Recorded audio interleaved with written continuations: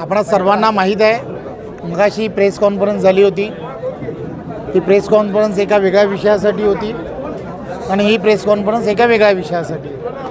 मी आपणा सर्वांना अत्यंत आनंदाची बातमी आहे, पृथ्वीराज पाटलांसारखा एक चांगला सामाजिक क्षेत्राची जाण असलेला, काँग्रेस पक्षामध्ये वर्षानुवर्ष काम करणारे असे नेते, सहकार क्षेत्रामध्ये काम करणारे अत्यंत चांगले असे कार्यकर्ते, हे आज त्यांनी ठामपणे निर्णय घेतला आहे की त्यांनी आदरणीय पंतप्रधान नरेंद्र मोदीजी, महाराष्ट्र राज्याचे लोकप्रिय असे मुख्यमंत्री आदरणीय देवेंद्रजी या सर्वांच्या नेतृत्वामध्ये भारतीय जनता पार्टीमध्ये प्रवेश करण्याचं त्यांनी ठरवलं आहे।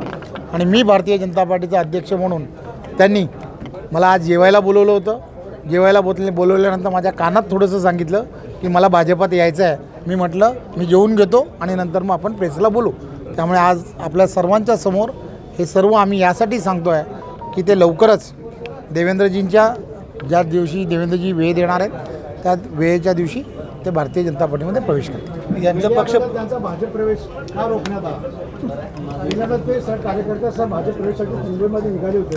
ही जी माहिती, जी तुम्हाला दिलेली माहिती कदाचित चुकीची असेल। मला थोडासा वेळ नव्हता, थोडासा प्रदेशाध्यक्ष म्हणून माझ्याकडे वेळ नसल्यामुळे मी सांगितलं की पृथ्वीराज चव्हाण कसे मोठे व्यक्तिमत्व आहे, त्याचप्रमाणे पृथ्वीराज पाटील हे सुद्धा एक फार मोठं व्यक्तिमत्व आहे। गेली वर्षानुवर्ष एक चांगलं नेतृत्व म्हणून ते काम करत आहेत। त्यामुळे त्यांचा प्रवेश हा थोडासा का होईना चांगला दमदार झाला पाहिजे आणि तो दमदार प्रवेश जावा। आणि त्यांचा आग्रह होता की माझ्या घरी आला पाहिजे। त्यांचा मुलगा जो आहे त्याचे माझे फार वैयक्तिक संबंध होते, त्यामुळे तो म्हणाला का माझ्या घरी जरा जेवण चांगलं मिळतं, आपलं जेवण केल्याशिवाय प्रवेश करायचा नाही असं आमचं दोघांमध्ये ठरलं होतं। आज जेवलो आहे, प्रवेश नक्की। पक्ष प्रवेश कधी होईल?